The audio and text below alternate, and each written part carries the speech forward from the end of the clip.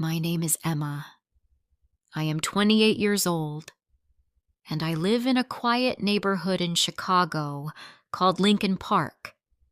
It's a peaceful place with tall trees, small shops, and friendly neighbors. Many people say I have a good life. I have a husband, a nice apartment, and a stable job at a bookstore. But deep inside, I am not happy.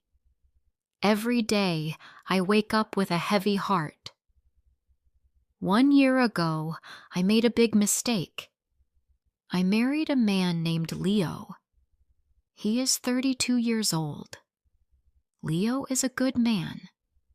He is kind, gentle, and always smiles.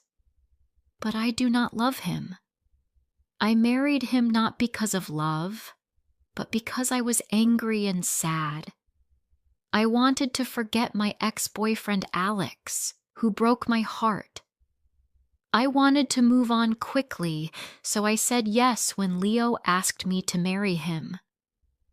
At that time, I thought marriage would help me feel better.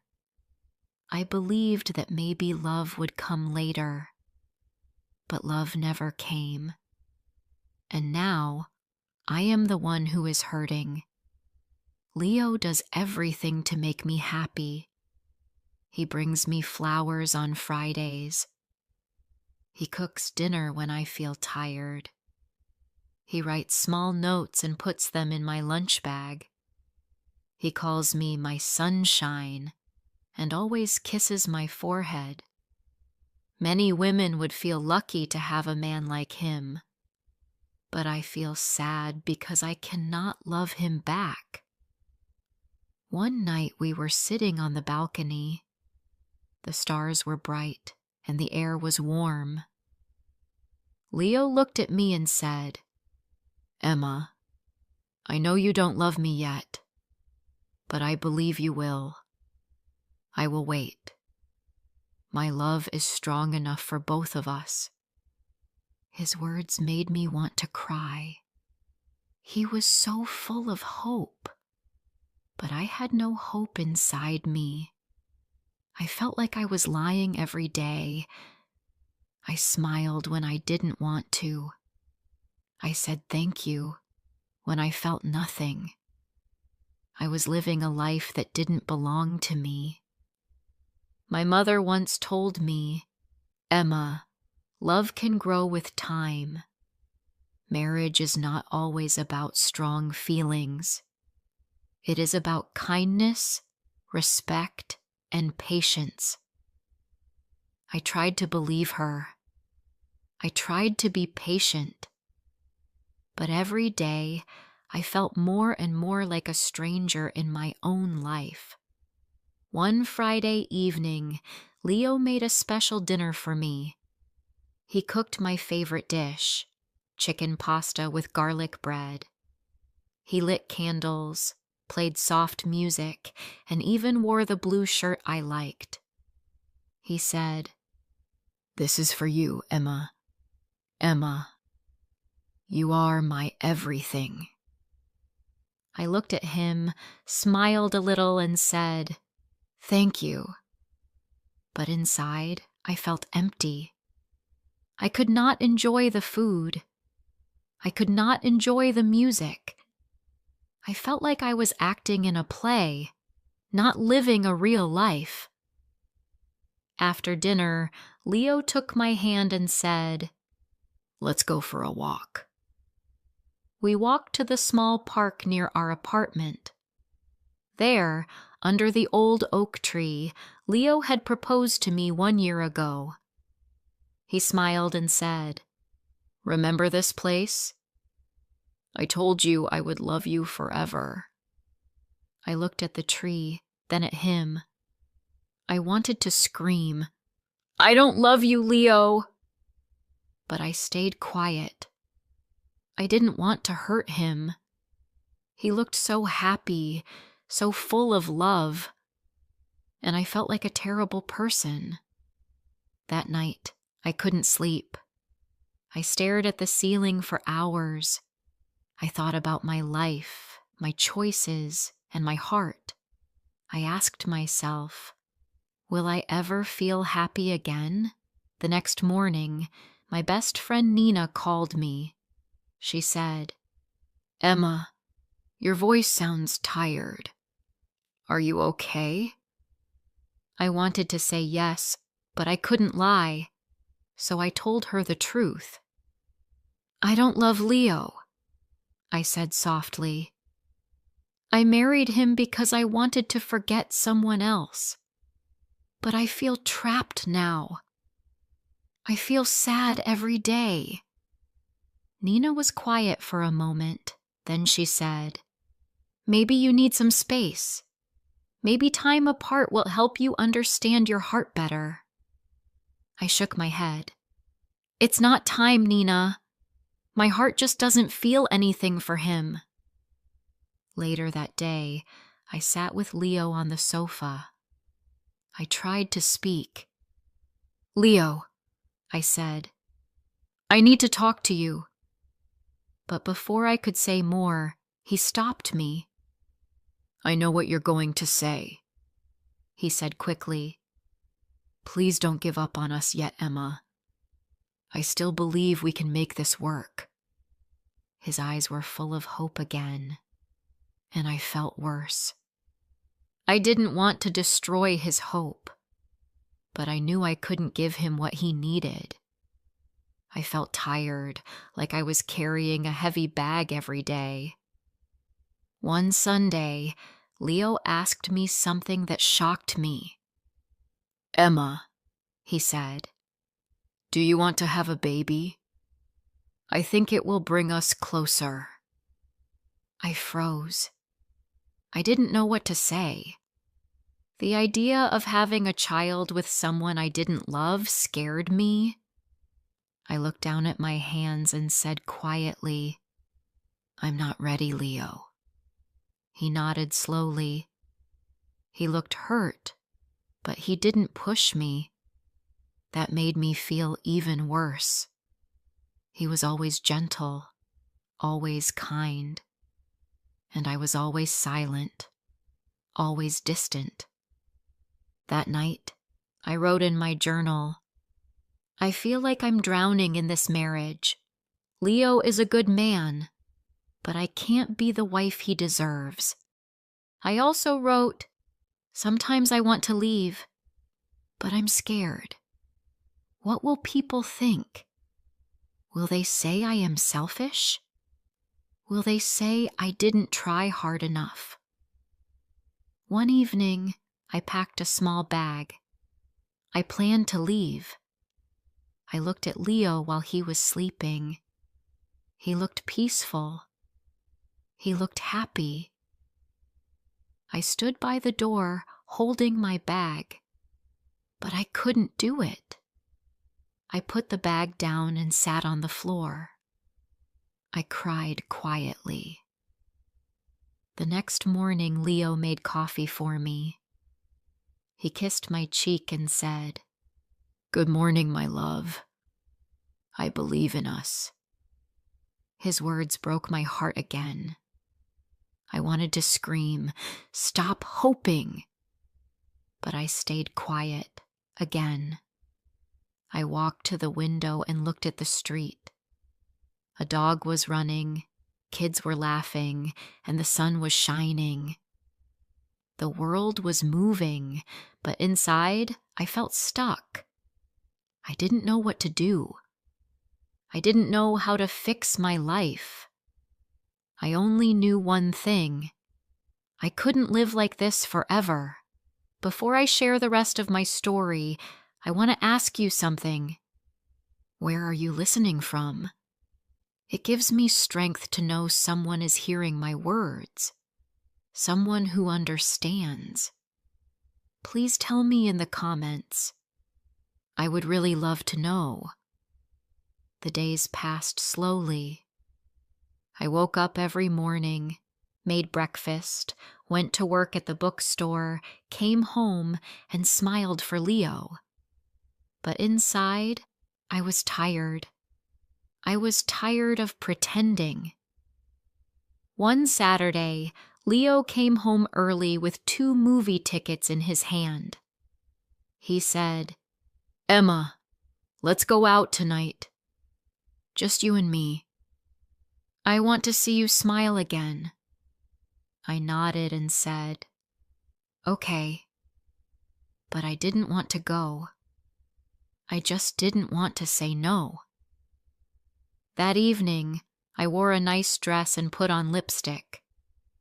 I looked happy, but I didn't feel happy. At the theater, Leo held my hand.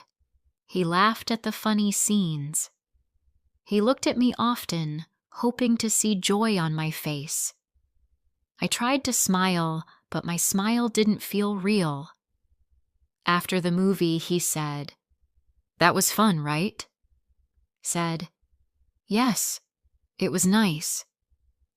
But deep inside, I felt cold. When we reached home, Leo made tea for both of us. We sat on the couch, and he put his arm around me. He whispered, "I missed you, Emma." I looked away. I didn't answer.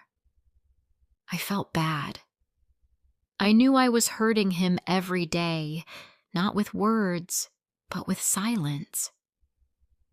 The next morning, I went to see my friend Nina. We sat at a cafe near the lake. The sky was cloudy and the wind was cold. Nina looked at me with worried eyes. "Emma, you don't look well," she said. "You look tired." I took a deep breath and told her everything again. "Nina, I feel like I'm in a box with no door. I want to leave, but I'm scared. Leo is a good man. Everyone will hate me if I hurt him." Nina took my hand and said, "No one can live your life for you. If you are not happy, you must be honest. Leo deserves the truth, and so do you." Her words touched me, but they didn't take away the fear. What if I hurt Leo too much? What if I regret leaving? That night, I sat by the window and looked outside. The street was quiet. Lights from other homes were glowing. I wondered if people in those homes were happy. Did they also pretend like me? Leo came and sat beside me. He looked at me with gentle eyes and said, "Emma, you've been so quiet lately. I feel like I'm losing you." I wanted to tell him the truth, but I couldn't. I looked at him and said, "I'm just tired. Work has been busy." He didn't say anything. He just nodded. I could see the sadness in his eyes. The next week, Leo planned a short trip. He said, "Let's go to Lake Geneva for the weekend. Just you and me. Maybe the fresh air will help." I didn't want to go, but I said yes again. I didn't want to hurt him. We drove for 2 hours. The lake was calm, the trees were green, and the sky was blue. It was beautiful, but I felt nothing inside. Leo booked a small hotel by the water. In the evening, we walked along the shore. He took pictures and laughed. He held my hand and said, "This is nice, right?" I didn't know what to say. My heart was silent. I felt like I was walking in a dream that wasn't mine. That night in the hotel, Leo gave me a small box. I opened it and saw a necklace with a tiny heart. He said, "This is for you. My heart is yours." I looked at the necklace and felt tears in my eyes. Not because I was happy, but because I knew I didn't deserve his love. "Thank you," I said, my voice low. Later, when he fell asleep, I sat on the floor near the bed. I didn't want to cry out loud. I just sat there, thinking. I thought about the day we met. I remembered how kind Leo was to me when Alex left. He helped me, listened to me, and made me smile again. But I never felt love for him. I married Leo because I was broken. I didn't think clearly. I thought being with someone nice was better than being alone. But now I see. It is worse to live without love. When we came back to Chicago, I started writing letters to myself. I didn't show them to anyone. I just wrote what I felt. One letter said, "Emma, you are not a bad person. You made a mistake, but you didn't do it with hate. You wanted to feel better, but now you must be brave. You must find your truth." Another letter said, "Leo is not your enemy. He is a good man, but he is not your home. You cannot give him what he needs." Writing helped me understand myself. It helped me see my own pain clearly. A few days later, Nina called me and said, "Emma, you sound stronger." I said, "I'm thinking about telling Leo everything. He deserves the truth." She said, "I'm proud of you." That evening, I made tea and asked Leo to sit with me. My hands were shaking. "I need to tell you something," I said. He looked at me and said, "Okay." I took a deep breath. "Leo, I care about you. You are a good man, but I don't love you. I never did. I married you because I was hurting. I thought love would come later, but it didn't." Leo was quiet. He didn't move. His face was calm, but his eyes were wet. He said softly, "I knew, Emma. I saw it in your eyes. I just didn't want to believe it." Tears rolled down my cheeks. "I'm so sorry," I said. "I never wanted to hurt you." Leo nodded. "I love you, Emma. I really do. But I can't be the only one trying. If your heart isn't here, I can't hold you back." His words broke me. He was still kind. Even when I was honest, even when I gave him pain, he stayed kind. We sat in silence for a long time. No shouting, no blame, just sadness. Real, quiet sadness. That night, I slept on the couch. I looked at the wall and whispered, "I told the truth. I finally told the truth." I didn't know what would happen next. I didn't know if I would leave soon or if we would talk more. But I felt lighter. For the first time in months, I felt like I was breathing. The next few days were quiet. Leo and I still lived in the same apartment, but we didn't talk much. We both needed space to think. I slept in the small guest room. He slept alone in our bedroom. In the mornings, Leo still made coffee. He still left a cup on the kitchen table for me. But now, there were no notes, no smiles, just silence. I went to work and tried to stay busy. I helped customers at the bookstore. I arranged books, cleaned shelves, and answered questions. but my heart was not in the work. My mind was always thinking about what would happen next. One afternoon, Nina came to see me at the shop. She gave me a hug and said, "How are you doing?" "I'm okay," I said. "It's hard, but I feel more honest now." Nina smiled. "That's a good start. What will you do next?" "I think I need to leave," I said quietly. "It's time." That evening, I told Leo I wanted to move out. He didn't look surprised. He asked, "Do you have a place to go?" "Yes," I said. Nina offered me her guest room for now. Leo nodded.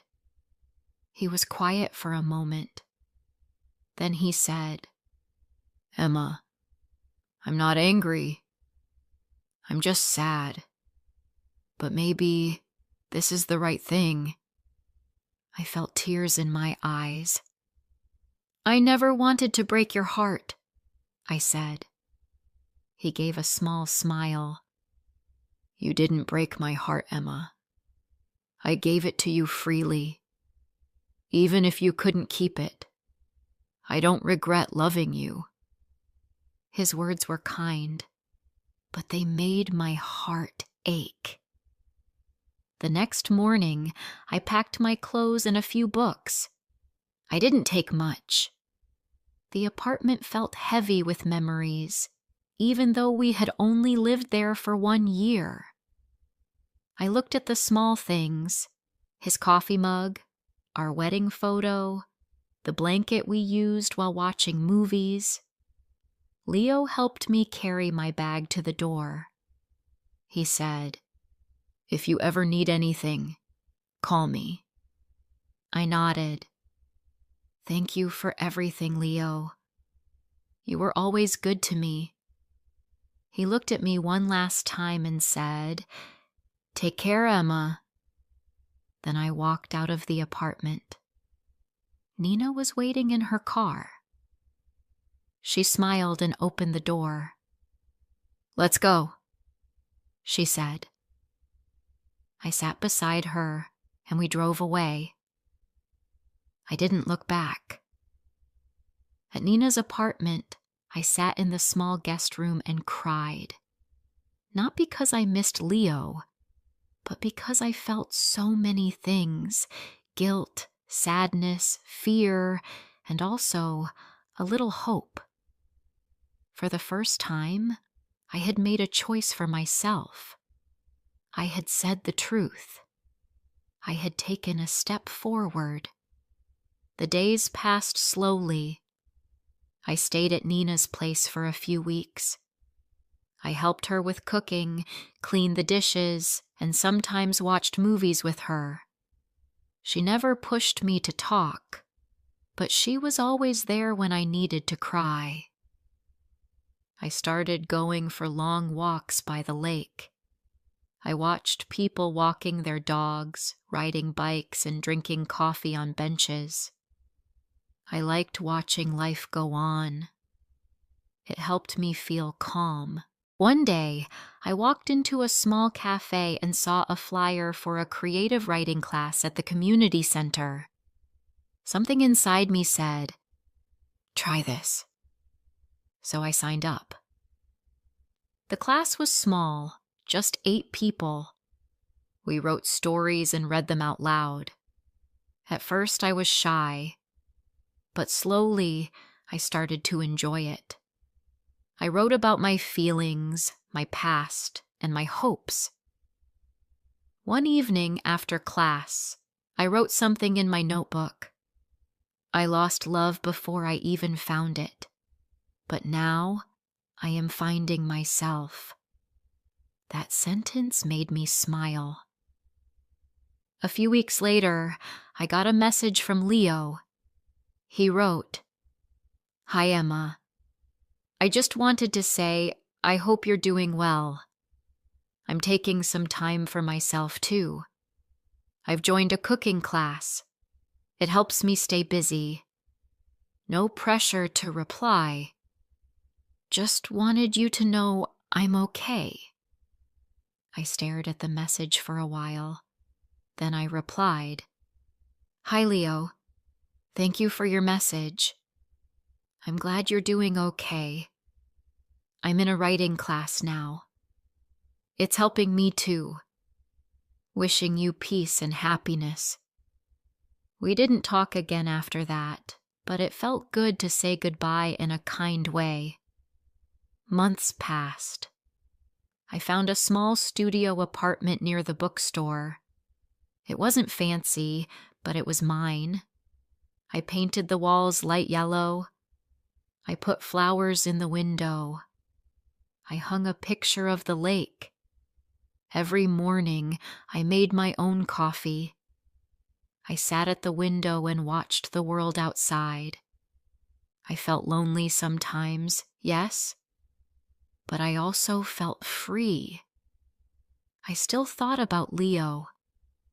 I hoped he would find someone who truly loved him. He deserved that. He gave love with an open heart. I hoped someone would do the same for him. One day, while cleaning my drawer, I found the heart necklace Leo gave me at the lake. I looked at it for a long time. Then I placed it in a small box and wrote a note. Thank you for your kindness. I couldn't wear it, but I will never forget it. I left the box at Nina's place. She said she would return it to Leo for me. As the seasons changed, I changed too. I began to smile more. I made new friends in my writing class. I laughed again.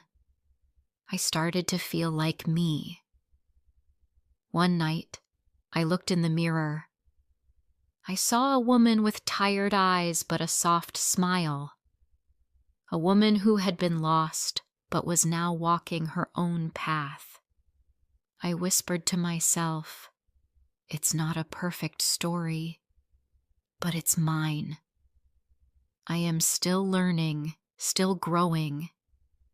I don't know what the future holds, but I know one thing now. Never marry for the wrong reason. Never silence your heart. If someone out there feels like me, I want to say, you are not alone. It's okay to make mistakes. It's okay to start again. Be honest. Be brave. Your heart knows the truth. Thank you for listening to my story. It's not full of smiles and happy endings, but it's real. And sometimes being real is the bravest thing we can be. If this story touched your heart, don't forget to like, comment, and share. More emotional and inspiring stories are coming soon.